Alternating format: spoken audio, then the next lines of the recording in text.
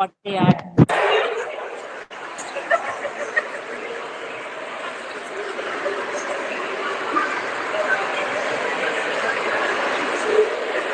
And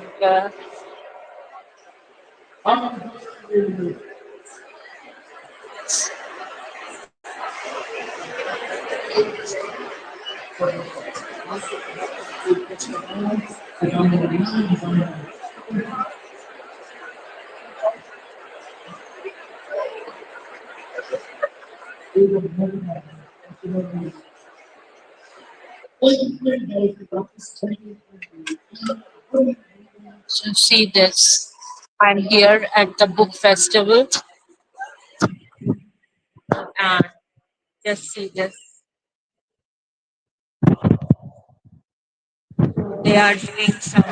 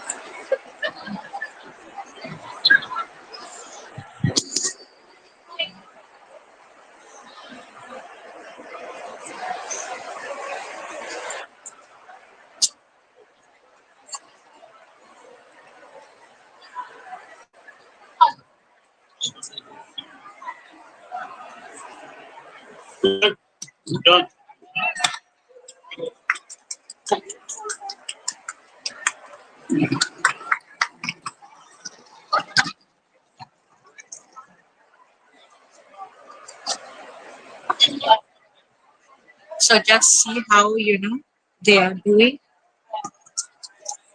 You see now.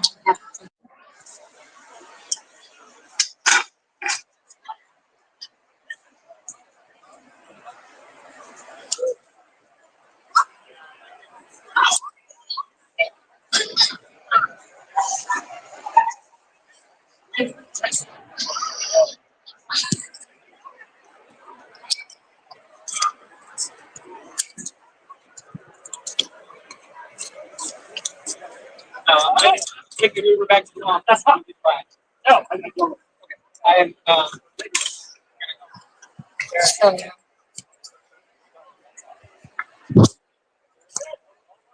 so folks, this is Dr.Afshan Hashmi sitting here at the C-stand booth behind because I cannot stand. So they have made me sit here, very courtesy of them.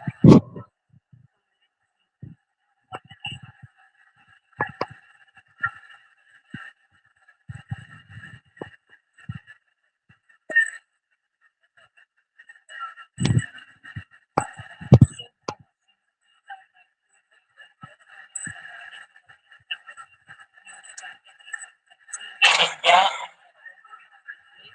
and this was one. And so my second book is the bestseller, and a movie or a web series to be made out of it. And here it is.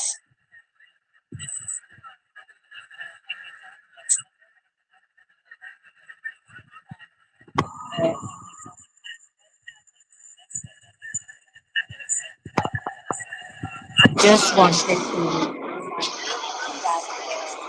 This is.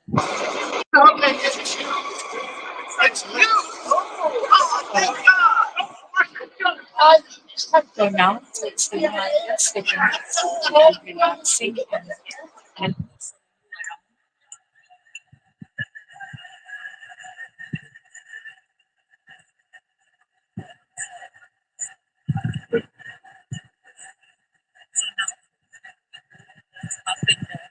think.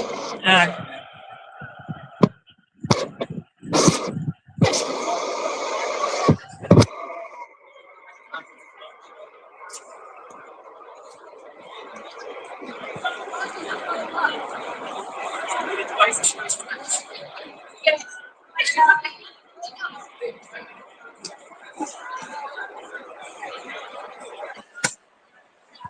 so now, folks, here. Yeah. I'll talk over here. So now, folks, here, let's see here what is here.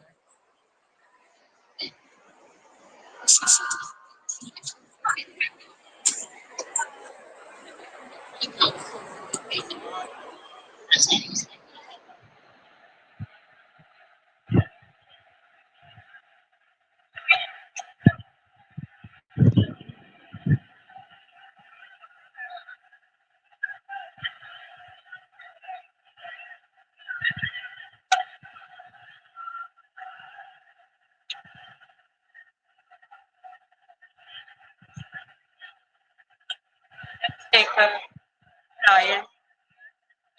They have.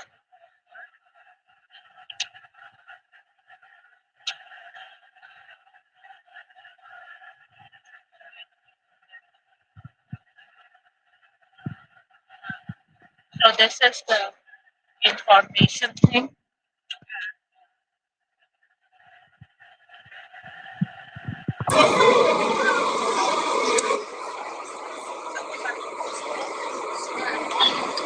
So here. Hi. What do you think of the book festival today? This is an outstanding experience to come to the National Book Festival hosted by the Library of Congress. It's the biggest book festival ever. We have some very good, cool names here.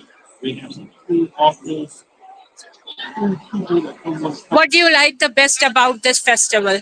I like the people. I like interacting with I see. I have a radio and a TV show, so you can go to meet and greet with Dr. Afshan Hashmi, and then you will see this. people. Okay. Okay. Thank you.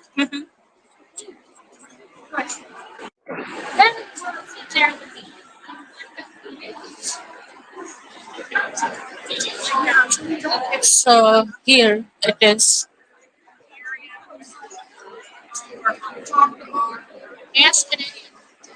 Hi. So I have a radio and a TV show, and I finally got this press thing. So what do you think about the thing about the book festival? Are you volunteering? You don't want to come? Okay. So this is their schedule.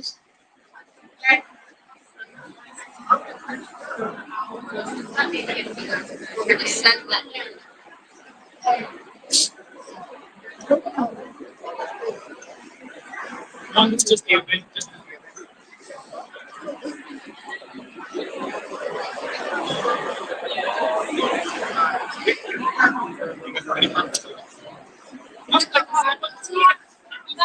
So this is the information. I would like to interview you.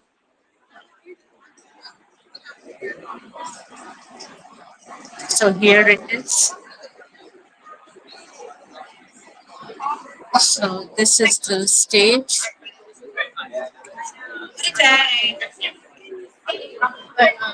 I'm sorry, I'm asking. One to the other.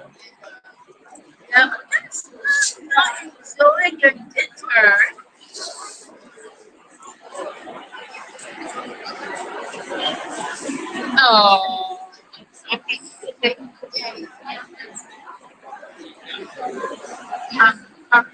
Hi. So would you like to be in conversation? I'm from Talk for TV, and I have a thing. How's your experience here? Oh, it's been really amazing. It's really amazing. A lot of people there are really passionate about books. Okay. So you are volunteering here. So for how long you have been standing here?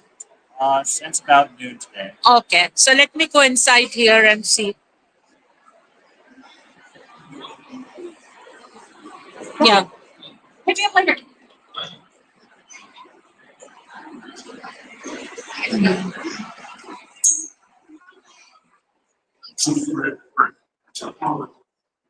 there's another sort of thing that flows out of policy is, the take on now. The idea that the journey is more important than the destination. So this idea of the journey is a kind of metaphor for life. Right? The homecoming story, the picaresque novel, right? A novel which consists of a series of adventures by a happy-go-lucky, accident-prone main character. So, also I would say rom-com. It's funny, we're going to talk about it, in the introduction, because among the many other things it is, the Odyssey is about these two people who are trying to come together and keep being foiled by circumstances until an incredible final reunion. And what's interesting to me as a person who has devoted his life to Greek literature is almost no genres flow out of the Iliad. By contrast, and I love the Iliad, don't get me wrong, but the Odyssey seems particularly fertile because its character is interested in everything. It is interested in everything. And so I think it just keeps speaking to us. And of course, I left out the most obvious thing because it's the most obvious thing, which is the homecoming. Home, one of the most, the word, the Greek words for home and homecoming are repeated very often in the Odyssey. And that is emotional for most people, right? Home, the word home is an emotional word. And it's about somebody who just wants to get home. And so all these things, I think, make it very alive. And I think, every 10 years or so, a translation comes out and people want to, God willing, people want to read it. They want to experience it because it says things that seem to be true all the time. Very true. And when you point out, for example, that even though a lot of people, you point out that even though a lot of people sort of focus on when Odysseus and his wife get together, that the real story of the book is when he comes back with his father, literaries. And I had the weirdest association when I read that because I thought about the film Nobody. Bob Odenkirk, where he reunites with his dad right before he killed all the bad guys. It was like, wow, even that comes from you. Yeah, absolutely. So, as a professor, though, and I have this experience too, sometimes it's hard to get students to appreciate the original thing when they're so familiar with all the options. And I wonder, is that ever a challenge with the Odyssey? Because we're so used to these stories. We're so used to the rom-com story, the reuniting story. Will it feel old hat to return to the Odyssey? I've never had that problem, actually. I'm actually, this semester at Bard College, where I teach in upstate New York, I'm teaching two sections of an Introduction to the Odyssey seminar, which are absolutely full. And we just had our first week of class, and I think the kids are riveted by it. I think actually it works the other way. I think because they're familiar with the sort of American teenagers are very good movie critics, and TV critics. Well, they know this stuff. They have a natural ability to talk about certain kinds of pop culture. They're familiar with these stories, with these arts. It's just they've been raised on them. But I think they're excited to see, the mothership, and it is exciting. I think the Odyssey, I think, what was it? I think it was, well, I can't think of anyone's name anymore. I'm getting older. No.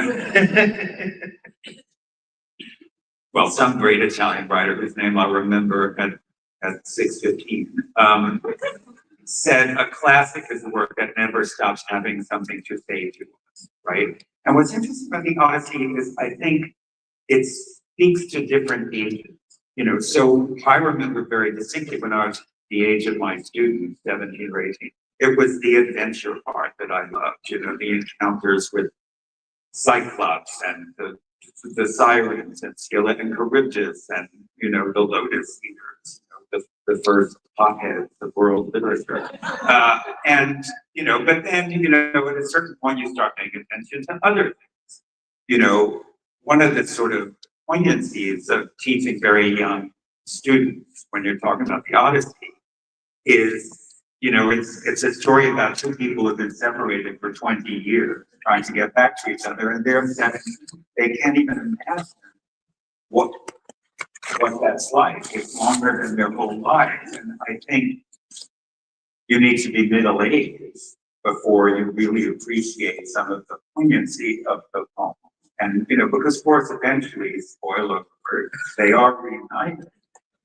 But the poem is keenly aware of the time that they'll never get back, the time they were apart. And that's something I think as a middle-aged person speaks to you. It's also a poem about recognition, right? When he gets back in an era before TSA and global entry, he has to prove that this very bedraggled looking guy is the same hot young person who left 20 years ago. I always say, you cannot appreciate the Odyssey until you've been to your 20th high school reunion. So people walk up to you and they're like, we dated it. I'm like, what? So I think, also in that sense, you can keep rereading it at different ages and different aspects of it. And he adopts many different identities too. Yeah. So there's a lot of that. What I thought was interesting that you talked about too was this idea that it talks a lot about hospitality and almost hospitality as a measure of civilization. Very much so. Can you talk a little bit more? Yeah, I mean, one of the, and this is sort of the weird difficulty of teaching classics sometimes is that, the Greeks and Romans, so many of our own institutions flow from them that they seem very familiar, right? We think we're sort of us or we want to be them or every respect. But in a lot of ways, they're very different. So one of the most important codes of behavior in the archaic world that is represented in the Iliad Odyssey is this absolute ethical imperative of treating your guests well, right? This is a reciprocal relation, host and guest. And of course, it's a very important concept in the Odyssey because Odysseus keeps washing up in strange places and has to be welcomed by people he doesn't know. And there was a code. So the Greek word for stranger is also the word for guest, which actually other languages have that. It's xenos, which is where we get the word xenophobia from, right? Fear of strangers. Good moment to be talking about that. And the code of behavior that flowed around how to treat a stranger was called xenia, right? So the Odyssey constantly comes back to that because in the world before credit cards, and cell phone, you had to be able to travel in a way that you felt secure. And so this was a sort of a code of behavior, but also a religious code that when someone appeared at your doorstep, you had to bathe them, feed them, and only then would you ask who they are, right?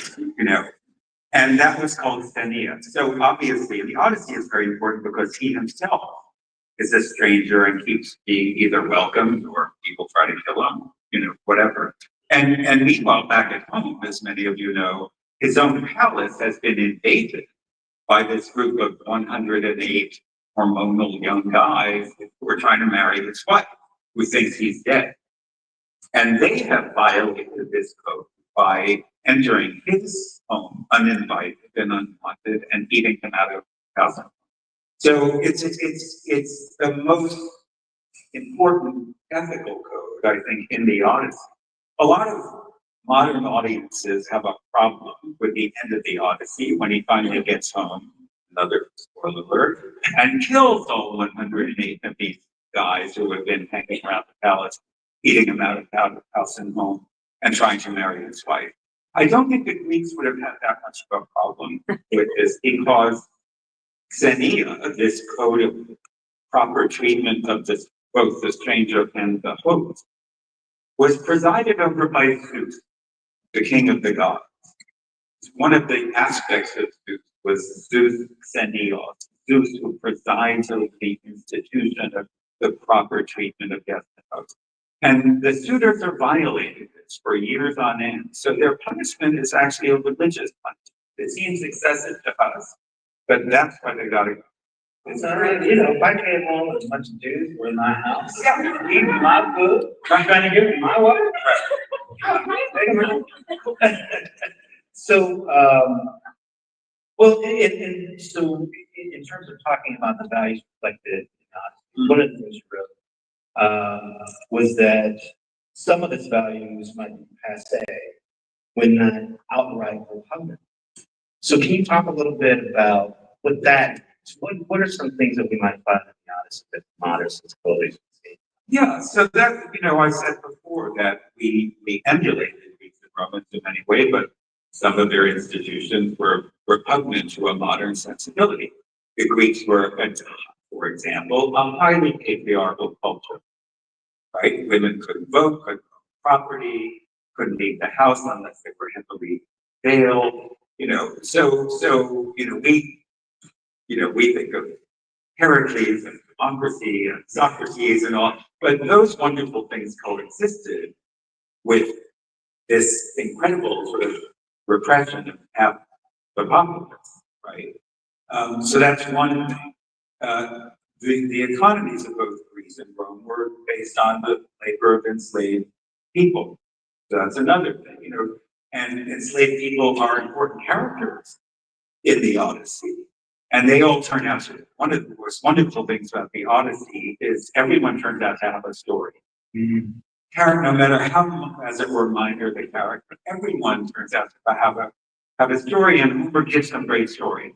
How did they become enslaved? There's a wonderful character who becomes a key character in the second half. Eumaeus, the swineherd. And you get a whole long story about how he ended up, where he was. So I think, it's always important to remember that we admire these classics because they are great works of literature for all the reasons we were just talking about. But, this is a culture which in many ways is very foreign to us. And you have to sort of take them in and acknowledge that there were aspects of these cultures that, we strike us as repulsive or perverse. And that's a part of the mix. So you have to sort of extract the admirable parts and acknowledge the not admirable parts. I will say, apropos of patriarchy, that one of the most interesting things about the Odyssey, as many people in this room are aware, is that, a question that comes up is, given the extent and the sort of ferocity of Greek patriarchy, it's interesting that the Odyssey, almost more than any other work of ancient literature, has the most powerful and fascinating female figures. So that's very interesting. In spite of the patriarchy, in some way, it has some of the most memorable female characters in world literature. Penelope, Helen of Troy, makes a fabulous cameo appearance up to her old tricks, coming on to Telemachus, Euryclea,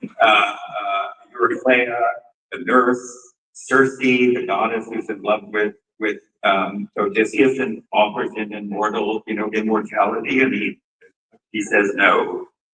Circe, who turns his men into pigs, which I always like to say is redundant. Says that I didn't. So emails. No, but all kidding aside, these are they're not only strong characters, all kidding aside, but they're powerful. They have tremendous power he washes up on this island of these people called the Phaeacians, who are eventually the ones who bring him home at the end of his journeys. And it's clear that it's the queen of these people rather than the king that you have to make nice to in order to get a ride home. So it's how these, how that meshes or doesn't mesh with the fact that this is a very patriarchal culture is one of the fascinating things. Yeah, it seems like, and I do want to talk a little bit about Homer, what Homer was, but it does seem as if Homer interrogates things as much as he reflects. Yeah. But I like all great works of literature. My students, they come in and they want to know, like, who are the good guys and who are the bad guys? And I'm like, it's the fact that, or is Odysseus, do we like him or do we not like him? I said, this isn't Amazon where it's like, or, it's like, he's interesting as a character because he is complicated, because it's hard to sort out what's good about him from what's bad about him, what's unattractive about him. And I think the same is true of the work. It raises questions rather than giving pat answers. When you talked about him as a character that would do anything to survive, it made me think. I mean, we're talking about storytelling devices that originated here. The anti-hero, right? Yeah. I mean, he's close to the first anti-hero in our tradition. So you can compare Odysseus to, say, the hero of the Iliad. Achilles, he's a great soldier, and he's a straight talker, and one of the interesting things about Odysseus is that he is complicated. There are things about him that are tremendously admirable, but there are things about him that are very shady and suspect. And I think that makes him a much more interesting character. And a lot of the stuff that he does is really not kosher. I mean, it's really not good. Some of you know I wrote a book about a very odd year of my life when my 82-year-old father decided to be a student in my freshman Odyssey. And he kept complaining all through this, semester. He's like, this guy is a terrible captain. And he goes off to fight in the Trojan War, with hundreds of soldiers and dozens of ships, and he's the only one who comes back. It doesn't say much for his leadership, right?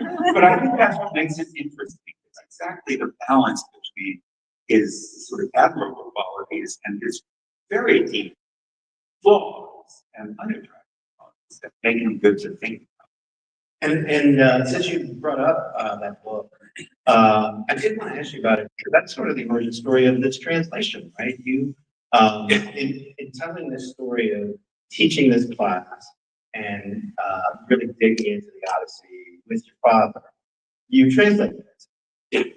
And so talk a little bit about how that led to what we're seeing. Well, so yes, so that is the question, why do another translation of the Odyssey? And what happened was, so I published that memoir about reading the Odyssey with my late dad in the fall of 2017. And for the purposes of that book, I had translated little snippets of the text. And what happened was, I was cleaning my kitchen floor on a cold January night in the Hudson Valley Road. And the phone rang. And what happened was there was an editor at the University of Chicago Press who had read my book about my dad and had liked the little translations I did for that. And it turned out they had been looking for some time for someone to do a new translation of the Odyssey for their list.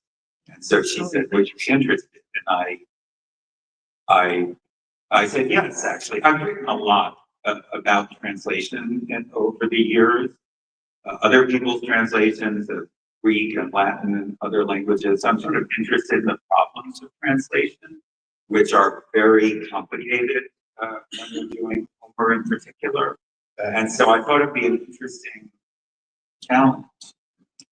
That was the beginning of the 6-year Odyssey. As it were. No pun intended. Yeah. So I saw one reviewer wrote that translation is a game of choice and comfort. Yeah. So if you agree, what did you choose and where did you come from? Well, I think you always you always have to sacrifice something for something when you're translating. Greek, ancient Greek, Homer's Greek is a very complicated language that has, for example, a much more complicated verbal. So just to give you an example of what I mean, in ancient Greek, you can express the idea to the women who are about to be married in one word. Okay, so here he's doing the translation of the Odyssey. You come across this one word, and if you're translating it into English, you have to say to the women who are about to be married. And that's practically a whole line, right? And in the Greek, it's just one word. So you see what I mean? You have to figure out, so you're doing a lot of compressing. There are also concepts in Greek that there's no exact match in English. I think English is a very rich language because we have basically two traditions, two sort of traditions from which English flows. There's the Latinate background for a lot of English words, and then there's the Anglo-Saxon and Germanic. So, for example, just use an example I've often referred to, justice, right? The idea of justice comes from a Latin word, right? There's also, contrast that with right, the idea of something of right, moral right. Right has a certain kind of impact for an English speaker, whereas justice, because it's Latinate, is a little fancier. You know what I mean? So that gives you a lot of options in English. We have sort of two means in one, but you're always going to have to sacrifice something. So,